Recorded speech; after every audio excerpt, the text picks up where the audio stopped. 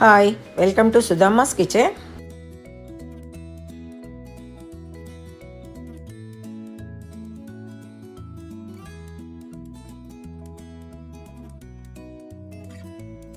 రవా బాత్ చేసుకుంటాము.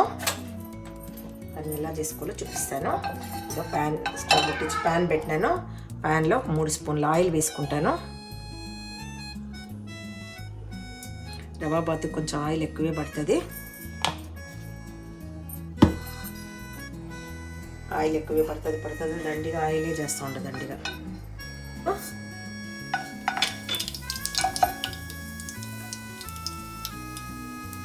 ప్యాన్ పెట్టి oil పోసినాను. Oil వేడైపోయింది. మినపప్పు,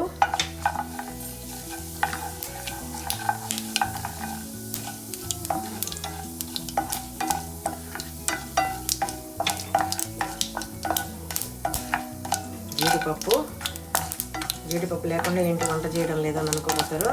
జీడిపప్పు లేకుండా ఉంటే టేస్ట్ ఉండదు. మీరు జీడిపప్పు వేసుకున్నారంటే చాలా ఎమ్మెగా ఉంటుంది.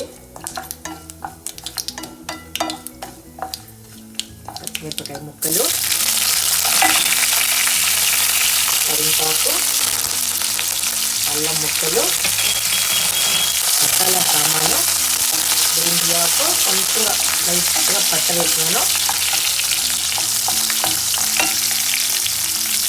ఉల్లిగడ్డ,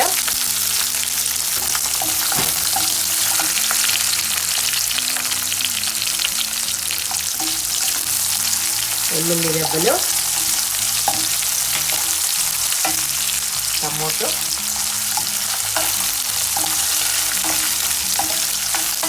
చిన్న కప్పు రవ్వే కాబట్టి కొద్దిగా వేసుకున్నాను. ఎక్కువ రవ్వ అంటే దానికి తగ్గట్టు ఒక 2 టమోటో వేసుకోవచ్చు, 2 ఉల్లిగడ్డలు వేసుకోవచ్చు. ఉల్లిగడ్డ వాడింది.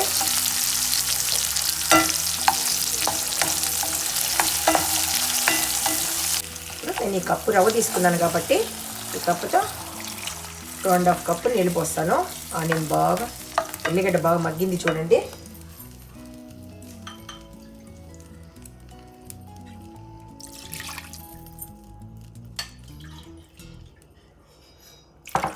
కప్పు నీళ్ళు, కొద్దిగా పసుపు, ఉప్పు.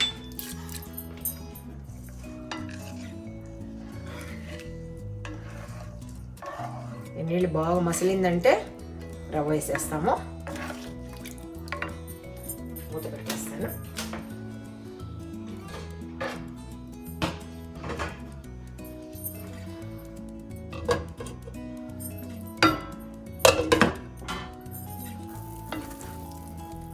నీళ్ళు బాగా మసలుతున్నాయి చూడండి. నీళ్ళు మసలిందే రవ్వ పోసేసేయాల.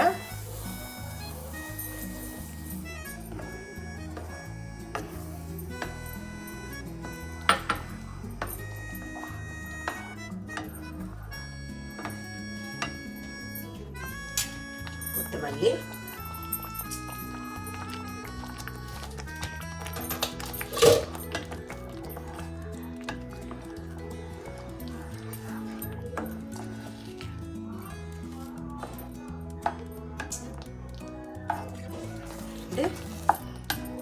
ఒక 5 నిమిషాలు ఉడికిందంటే దించేస్తాను. కొంచెంసేపు మూత పెడతాను.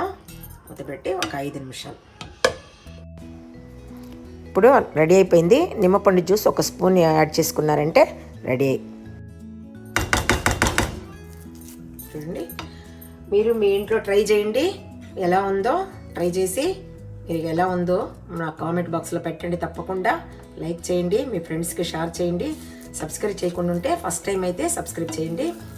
Thank you.